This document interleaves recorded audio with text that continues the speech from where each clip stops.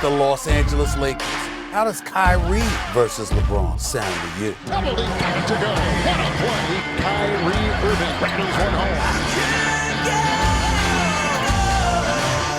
Harden with the three. Oh, LeBron. Who in their right mind is going to get in front of that? Harris, tough shot. Got it. I think he's showing why he's one of the best shooters that we have on display. The Nets win their 5th consecutive game. Stella isn't the only one who got her groove back, guys. The Nets in action last night, taking down the Lakers, winners of 5 straight. Stephen A. Smith, should they be the favorites to win it all?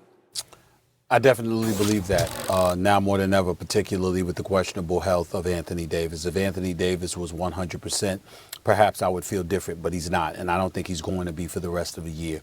Meanwhile, I'm looking at the Brooklyn Nets, and I'm saying, excuse me, like per 100 possessions, they averaging like 124 points. They're giving up about 114 over the last 5 games or so. Got a net rating that's second in the league to only the Utah Jazz, who've won 19 of their last 20 games. The Brooklyn Nets have been absolutely sensational as far as I'm concerned. James Harden is deserving of MVP consideration. How selfless he's been, how the quintessential point guard that you're supposed to be. You weren't anticipating he would be that way, but he is. Kyrie has been sensational. He's box office, and he does what he wants on the offensive end of the floor, and he has amped up his defense as well, and he's held other guys accountable to try and do so themselves. This is with Kevin Durant out the last 3 games due to that hamstring strain. And then you've got Joe Harris, you've got Jeff Green, you got TLC. You're just looking on and on and on. DeAndre Jordan, we can't ignore what he's bringing to the table. There's nobody in the NBA that can stop them offensively if they give you anything defensively. And I told you this, Max. I told you this a couple of weeks ago. I said, at the time they were ranked like 27th or 28th. Over the last 5 games, I think their defense has been like 18th. Again, they're not awesome and all of this other stuff, but they've improved significantly enough for you to look at them and pay attention. And the fact that they can go 9, 10 deep and don't miss a beat offensively, if they give you anything defensively, I mean, if they were 20th defensively, that's good enough. They're that potent offensively. And I think when you look at the Eastern Conference, I don't think there's anybody that can mess with them. And even though you can look at Utah, Denver, of course, the Clippers, and a healthy Lakers squad, again, the healthy Lakers squad would be my caveat. If Anthony Davis were 100%, I probably would not say this, but he is not. I do not believe he will be for the rest of this season. It sounds too similar to what Kevin Durant went through before he went down to that NBA Finals game and tore his Achilles. It sounds too similar to me. I don't like it. And as a result, I'm going with the Brooklyn Nets. I think the Brooklyn Nets should be the favorites to win it all, to win the chip. Well, I'm assuming health for Anthony Davis. I mean, they're going to give him a nice long rest. Don't forget, when KD was in the finals, he came right back and played on that so-called calf injury. He was as you recall. about 2 series. Okay, but you and I were on the road doing the show from the Bay Area, and what did I say? Like, don't play in this game. This is obviously an Achilles. No, the team doctor says, no, of course it was. It was right. The calf bone's connected to the Achilles bone apparently, because of course that's what happened. Different for AD.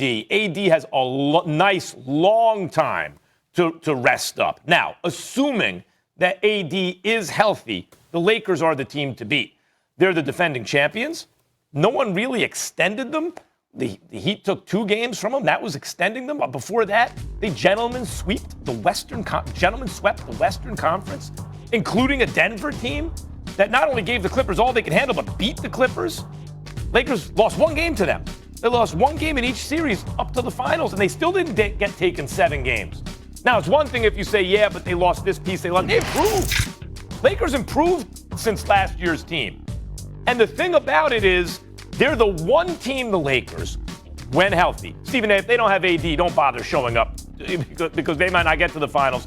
Probably they won't get to the finals without AD, let alone beat whoever's there out of the East.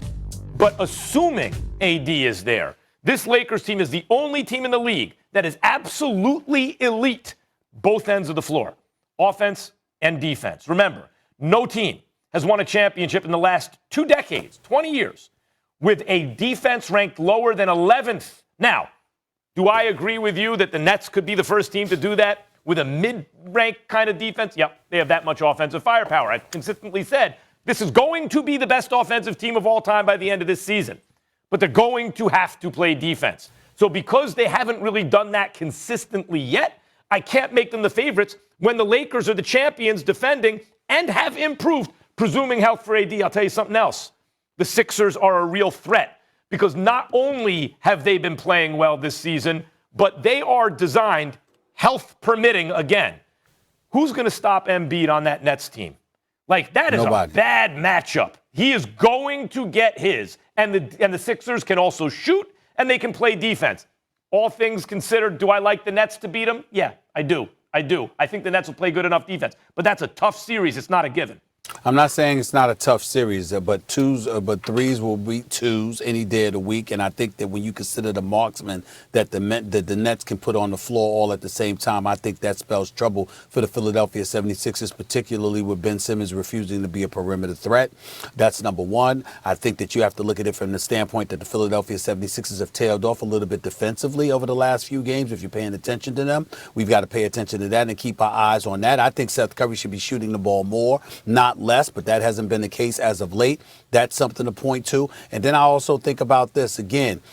You talk about Kevin Durant. Kevin Durant had strained his calf back in, 2019? I think it was like May 8th.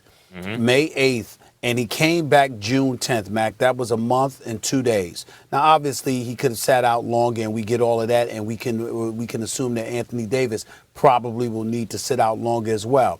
But my attitude is that if you're holding your Achilles, if you're holding your calf area and it's tinkering with your Achilles, then you know what? It's dicey, man. And even if you come back, I have to imagine that you're not going to be 100%. You're going to be very, very concerned about that as well.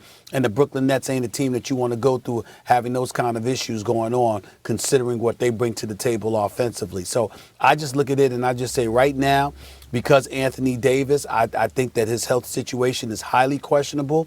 I think that the Brooklyn Nets are legitimate favorites to win the championship, to win the title, because they ain't going downhill once Kevin Durant comes back. Kevin Durant is a plus on every level. He ain't a minus. Obviously. Yeah. Well, we'll see what Kawhi and the Clippers have to say about that, because it's going to be a fun one. Sunday, ESPN, 8 o'clock, Nets at Clippers. Fellas, we will leave it there. We got some NFL to get into. The big story, the Eagles are trading